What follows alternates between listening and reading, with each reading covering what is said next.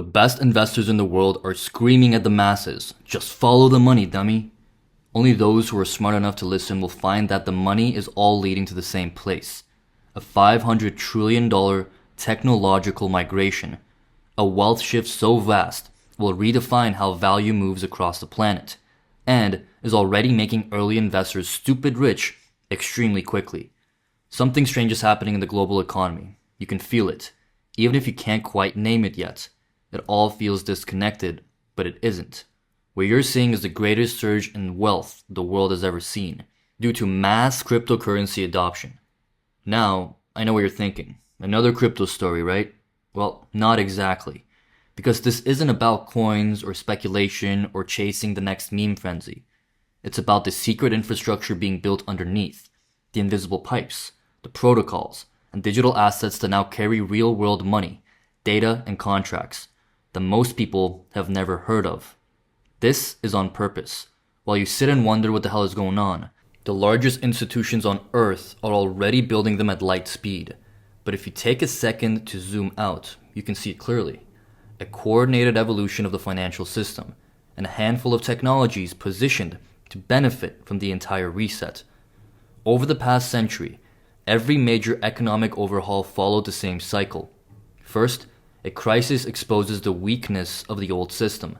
Then, new technology arrives to patch the hole, and in the process, transforms what wealth itself means. In 1933, gold confiscation and revaluation reset the US economy overnight. In 1971, Nixon severed the dollar's tie to gold and unleashed the era of floating fiat currencies. In 2008, digital money and fintech rose dramatically from the rubble of the global financial crisis. And today, after the pandemic stimulus binge and record debt accumulation, the same pattern is repeating again. Only this time, it's digital at the core. Governments are cornered. Inflation is eroding trust. They can't print their way out much longer, but they can digitize their way out. And so can investors if they make a few smart moves. That's exactly what's happening right now, under new laws, new regulations, and new rails that most people haven't even heard of yet. In Washington, the latest legislation quietly tied stable digital currencies to US treasuries. In Europe, banks are testing blockchain settlement layers for instant cross-border transfers. And across Asia, entire economies are piloting tokenized asset systems, where ownership, payments, and compliance all live on the same ledger. To the average person, it's boring policy jargon at best, or simply pure confusion at worst. To us insiders, it's the next internet moment, only 1,000 times bigger. And the entry point to this technological gold rush is unlike anything in living memory or even maybe in history. That's why I say this is not just another crypto video. Screw crypto. What's actually emerging is a new hybrid category some call technology cryptos. They aren't currencies in the traditional sense. They're digital utilities designed to solve specific billion-dollar problems inside industries that already exists, like identity verification, supply chain traceability, medical data security, energy grid coordination. Each one of these sectors is being re-engineered digitally. Follow the money. This is where the smart money is going right now. Not into hype tokens or any of that bullshit, but it's into real industry solving real daily problems for you and I. They say history doesn't repeat, but it sure does rhyme. And right now it's rhyming like Eminem at its peak.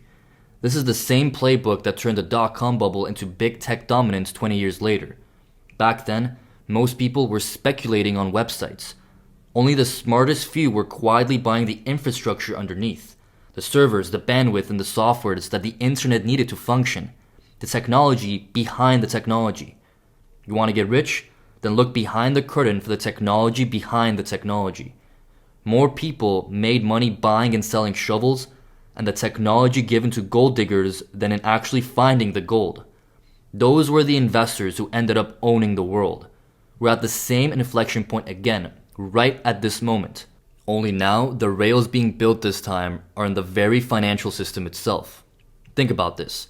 More than $3 trillion of value already moves every year through blockchain-based payment networks.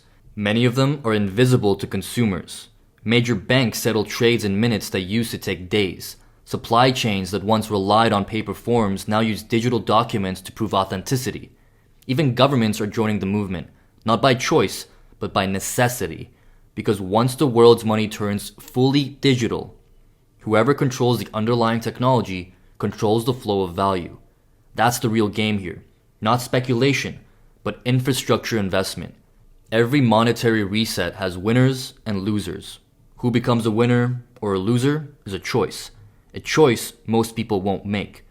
When Roosevelt revalued gold, sideline savers lost 69% of their purchasing power overnight. When Nixon ended the gold standard, the dollar lost 96% of its value over the next decade, and it will continue to go down. So understand this. Every single currency in the history of the world eventually goes to zero. The question is the general population smart enough to diversify into the next revolution before they get wiped out? I don't have much faith. But I do have faith in the few people who are serious about their future, who are actually willing to do something about it. When quantitative easing began after 2008, the middle class was gutted while asset owners doubled their net worth. Each reset punished people holding the old system and rewarded those who'd already migrated even a little bit to the new one.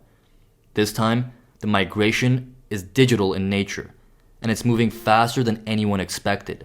And at the same time, global central banks are buying gold at record levels. They're hedged against the very devaluation they see coming. They're not guessing, they're reading the same playbook that's been used for hundreds of years. Devalue the debt, reset the balance sheet, and rebuild under new rules. But here's what makes this moment very different. For the first time, the reset is being built by private innovators first, not by governments. Startups and tech networks are creating the new plumbing before policy catches up. By the time regulation blesses it, the infrastructure will already belong to the private sector. That's why corporations are quietly acquiring stakes in blockchain infrastructure firms. That's why billion-dollar funds are buying into the networks that verify data and transaction globally. They're not chasing trends, they're buying future toll roads. Meanwhile, regular people are still arguing about whether crypto is real or not. If history tells us anything, it's that by the time the public understands the technology, the opportunity is gone. When broadband became essential, telecom investors were already rich. When cloud computing became normal, AWS and Azure were trillion-dollar platforms. By the time smartphones were everywhere, Apple and Google had monopolized the ecosystem. Now, digital infrastructure is following the same trajectory, only faster. You can see the signs. Foreign debt holders are exiting US treasuries. Private digital asset issuers are filling the gap. Dormant bank reserves, trillions that have sat idle since 2008, are being activated as collateral for digital instruments. None of this is front page news yet, but it will be. And when it hits mainstream headlines, the narrative will sound familiar. Unexpected shift in global markets as digital assets absorb liquidity. They call it a surprise, but it won't be, because the system's been preparing for it all along. The real story isn't the technology itself. It's what the technology allows governments and institutions to do. Move debt, value, and inflation in ways invisible to the blind masses. It's elegant and a little terrifying, because when money becomes code, whoever controls the protocol decides what's possible. That's why the insiders are moving now, before it's obvious, before it's on MSNBC. For most people, these shifts feel abstract until they suddenly aren't. Just ask anyone who held savings before a currency devaluation. Ask the middle class in the early 80s when the dollar lost half its value in a few years. Or the savers in 2008, watching their 401ks evaporate while tech stocks doubled months later. That's how it always happens. Quiet buildup, visible collapse, new order. But this time, the opportunity to understand the reset early still exists. Because unlike past cycles, the information isn't locked in ivory towers. It's public, if you know where to look. You can see it in corporate filings and tech patents, and the sudden shift of banking partnerships from legacy software to blockchain providers. It's all there, hidden in plain sight. So the question isn't whether this $500 trillion transformation is coming. It's whether you'll notice it before it's finished and wiped everyone out. Most people won't. Just like AI. They'll wake up one day, realize their savings buy less, their jobs are gone, and wonder what the hell happened. A few will have positioned themselves early, not by gambling, but by understanding how technological adoption always plays out. They recognize early that these technology cryptos aren't investments in speculation. They're investments in today's infrastructure. And infrastructure doesn't just grow, it compounds.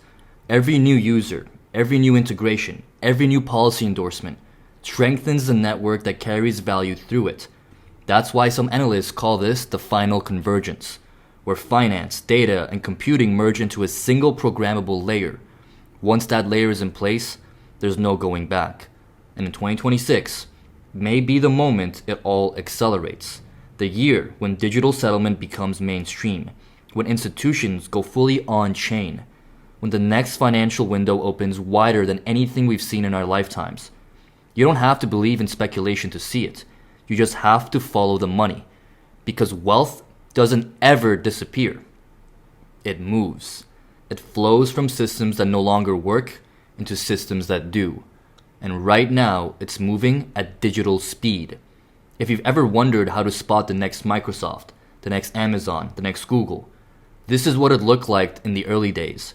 The noise, the doubt, the confusion, and behind it, a handful of technologies quietly changing the world.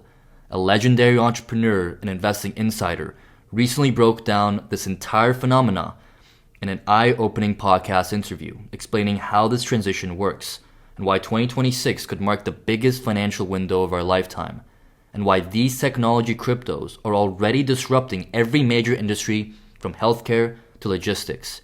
If you care about where the world is heading, or how to navigate it before the rest of the market catches on, you need to see that conversation. The podcast is 100% free to watch right here on YouTube, and it might be the most important hour you spend this year. Because by the time everyone realizes what's happening, it'll already be history. So click the link in the description to go watch this important podcast interview right now about the coming $500 trillion technology crypto boom and why 2026 could be the biggest financial window of our lifetime. Click the link in the description now to watch this free podcast interview.